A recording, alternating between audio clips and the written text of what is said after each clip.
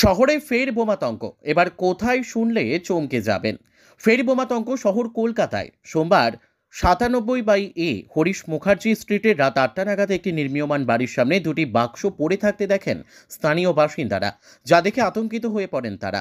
তড়িঘড়ি খবর দেওয়া হয় পুলিশে। খবর পাওয়া মাত্রই স্থানীয় থানার পুলিশ এসে হাজির হয় ঘটনাস্থলে আসে বম্ব স্কোয়াডও। আধিকারিকরা বাক্সগুলো খুলে দেখেন তার মধ্যে ওষুধের খালি খাপ পড়ে আছে। যদিও এই ঘটনায় আতঙ্ক ছড়ায় এলাকায়। স্থানীয় বাসিন্দারা জানিয়েছেন, প্রথমে তারা এই বাক্সটি দেখে প্রচণ্ড আতঙ্কিত হয়ে পড়েছিলেন। এরপর তারা স্থানীয় থানায় খবর দেন। এরপর ঘটনাস্থলে আসে পুলিশ ও বম্ব স্কোয়াড তদন্ত করতে গিয়ে দেখে বাক্সের ভেতরে কাগজের টুকরো এবং বেশ কিছু ওষুধের খালি প্যাকেট এবং মোড়ক রয়েছে।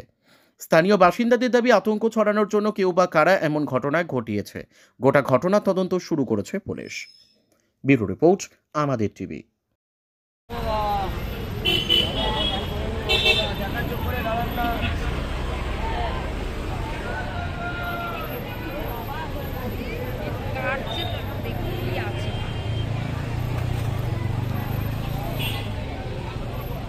দাদা একটু সরে যাবে। হ্যাঁ।